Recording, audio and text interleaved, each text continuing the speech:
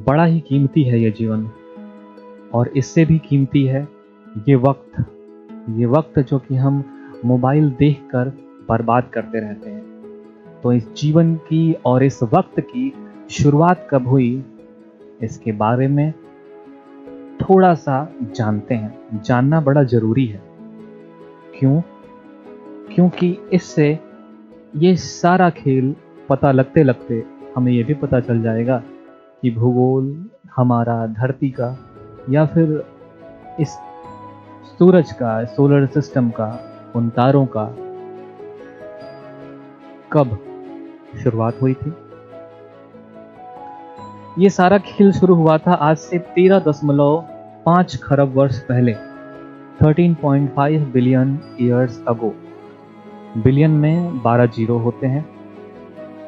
और उसके बाद वहाँ पर कुछ ऐसी घटना हुई थी कि जो धूल और बादल के कुछ ऐसे कण थे जो कि आपस में बहुत ज़्यादा कंप्रेस होने लगे थे, फिर कोलैप्स हो गए। कोलैप्स होना यानी कि चीज़ों को बहुत ही प्रेशर के साथ दबाया जाना और फटने के बाद वो फैलते रहे कि हमारे वैज्ञानिक हैं, उनका कहना है कि आज भी हमारा ब्रह्मांड फैल रहा है। और फिर जो ये गैसियस गुब्बारे थे, धूल के कण थे, नेबुला का निर्माण होता है, एक गैसियस क्लाउड्स का निर्माण होता है जिसके अंदर जो छोटे छोटे कण थे वो आपस में घूमने लगते हैं। उन घूमने और इकट्ठा होने से कुछ ग्रह, मतलब उनका टेम्परेचर बढ़ने लगता है, आपस में टकराते हैं, घूमते हैं, जिससे कुछ प्लैनेट्स का निर्माण होता है। और उन प्लैनेट्स में हम अपने अर्थ की अगर लाइफ देखें तो 4.5 बिलियन ईयर्स पहले, लगभग 4.5 खरब वर्ष पहले हमारे अर्थ का निर्माण होता है। इन पिक्चर्स को देखते हैं, credit goes to National Geographic, जिसके चैनल से मैंने ये क्लिप लिया है।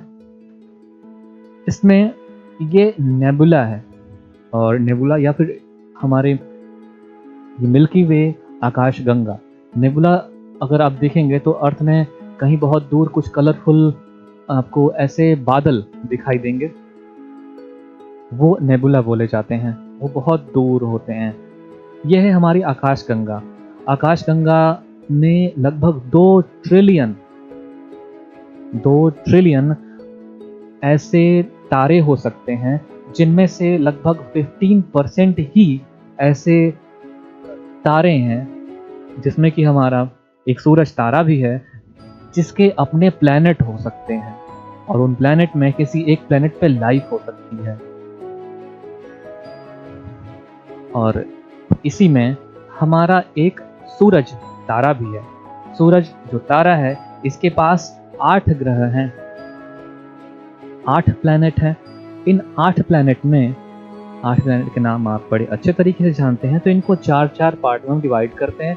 4 पार्ट में जो 4 पार्ट अंदर के हैं, सूरज की तरफ वाले, इसको टेरेस्ट्रियल प्लैनेट कहते हैं, या आंतरिक ग्रह भी कहा जा सकता है, जो कि सूरज के बड़े नज़दीक रहते हैं। ये इनकी जो सरफेस होती है बड़ी सॉलिड होती है, जहाँ पर मतलब इसके अगर अंदर हम जाएं तो सॉलिड सरफेस पाते हैं। रॉकी मटेरियल्स होते हैं, जैसे कि पर्वत और मतलब सख्त। इनके मून्स की संख्या बड़ी कम होती है। जो टेरेस्ट्रियल प्लैनेट होते हैं उनमें, जैसे कि मार्स के पास सिर्फ 2 ही मून है, मंगल ग्रह के पास सिर्फ 2 ही चंद्रमा है, हमारे अर्थ के पास सिर्फ 1 चंद्रमा है। फिर मरकरी प्लैनेट, इसके पहले वीनस के बारे में बताया गया था, नहीं, मरकरी है हमारा सन के सबसे नज़दीक, सबसे स्मॉलेस्ट प्लैनेट है, जो कि बड़ी जल्दी, अब क्योंकि नज़दीक है, सूर्य का चक्कर भी बड़ी जल्दी लगा लेगा। उसके बाद आता है वीनस सबसे हॉटेस्ट प्लैनेट है। 867 या 464 डिग्री सेल्सियस में इसका तापमान चला जाता है, जहाँ पे लाइफ होना लगभग इम्पॉसिबल सी बात है। फिर इसके बाद अर्थ पे पानी है, एक अमूल्य ऐसा पदार्थ जिसकी वजह से लाइफ संभव हो पाए, जिसकी वजह से हम संभव हो पाए। फिर इसके बाद मार्स पे चले आते हैं। कहा जाता है कि लगभग 3.5 बिलियन ईयर पहले, 7.5 बिलियन मतलब खरब साल पहले हमारे इस मार्स पे कभी लाइफ हुआ करता था, लेकिन कुछ ऐसा हो गया जैसे कि हमारे अर्थ की जो मैग्नेटिक फील्ड है उस तरह से इस मार्स पर भी मैग्नेटिक फील्ड पाई जाती है, लेकिन उसका कोर, ऐसा माना जाता है कि उसका कोर अभी है लेकिन बहुत ठंडा हो चुका है। उस ठंडे होने की वजह से इसका मैग्नेटिक फील्ड कमजोर हो गया, जिसकी वजह से कभी ऐसा वहाँ पे हुआ होगा कि वहाँ का जो टेम्परेचर इतना हाई हो गया कि वहाँ एटमॉस्फेयर वहाँ की खत्म हो गई और उसका ग्रेविटेशनल पॉइंट भी इतना कमजोर हो गया कि उस एटमॉस्फेयर को पकड़ के नहीं रख पाया। उसका कोर भी ठंडा हो गया, मैग्नेटिक फील्ड ठंडा होने की वजह से वहाँ के एटमॉस्फेयर भी वहाँ पे नहीं रह पाया। तो ऐसे बहुत सारे रीज़न हैं। अब वहाँ पे आइसी सरफेस पाई जाती है, कई कई जगह कुछ ऐसे निशान पाए जाते हैं। फिर उसके बाद जोवियन प्लैनेट्स में आ जाते हैं। इन जो प्लैनेट्स है जहाँ पर जो लास्ट हमारा मार्स था, मार्स के बाद एक जो एस्टेरॉइड में छोटे छोटे पत्थर, धूमकेतु और ग्रह, ऐसे ऐसे पत्थरों की एक सीरीज पाई जाती है, संरचना पाई जाती है, जहाँ पर एक इस तरह से घेरे हुए रहते हैं जिसे एस्टेरॉइड बेल्ट कहते हैं। क्षुद्र ग्रहों की एक ऐसी श्रृंखला यहाँ पाई जाती है, जिसके बाद ये सारे ग्रह शुरू होते हैं, जहाँ पर जुपिटर है, सैटर्न है, यूरेनस है, नेपच्यून है। ये गैसियस सरफेस होती है, यहाँ पर गैस पाए जाते हैं और ये इनके पास बर्फ की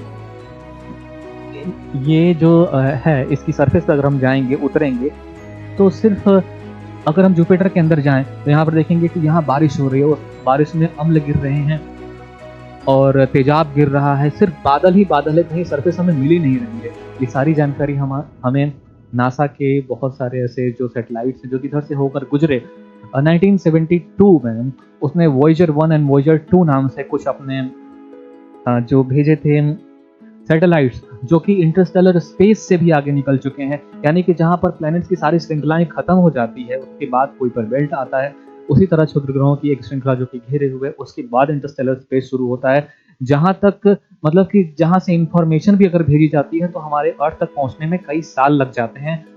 उसको भी क्रॉस कर चुका है वॉयेजर 1। आज भी वो संदेश भेजता है क्योंकि उसके अंदर न्यूक्लियर बैटरी लगी है। न्यूक्लियर बैटरी कैसे वर्क करती है, कभी खत्म क्यों नहीं होती है, इसके बारे में मैं एक सेशन जरूर करूंगा। बड़ी इंटरेस्टिंग चीजें हैं जानना, ठीक है। फिर इसके बाद ये जो ग्रह है, और कुछ इंटरेस्टिंग फैक्ट बता दूं कि ये जो जुपिटर है, जुपिटर के पास 79 मून्स हैं, सैटर्न के पास 82 मून्स है, इसी सैटर्न के पास एक इसका मून है जिसका नाम टाइटन है, और इस यही टाइटन ग्रह थैनोस का भी था, जो मार्वल का सबसे बड़ा विलन माना जाता है। फिर आप कहेंगे कि थॉर का एस्गार्ड भी कहीं होगा शायद। अब आते हैं हम यूरेनस एंड नेपच्यून पर। इसके बाद प्लूटो भी हुआ करता था, लेकिन प्लूटो कुछ ऐसे नियमों की पालना नहीं करता था जो कि प्लैनेट्स के होने चाहिए, जैसे कि वो किसी और ग्रह के दायरे में ना आए और अपना जो ये सन का रोटेशन है वो भी जल्दी पूरा कर ले। तो ऐसी कुछ बातें वो फॉलो नहीं करता था, तो 2006 में उसे निकाल दिया गया, कहा गया कि तुम बाहर बैठो। प्लूटो और 2003 313 करके एक और प्लैनेट है, बौने ग्रह, तो 2 बौने ग्रह उधर पाए जाते हैं, लेकिन हम नेपच्यून हमारे 8 ग्रहों तक की बात करेंगे। इनके पास भी अपना एक रिंग सिस्टम होता है। तो ये था हमारे प्लैनेट्स, जो कि आज सिर्फ प्लैनेट्स तक ही रहने देते हैं, और इसके बाद कुछ और बातें इंटरेस्टिंग नेक्स्ट हमारे लेक्चर में करेंगे। बहुत बहुत धन्यवाद।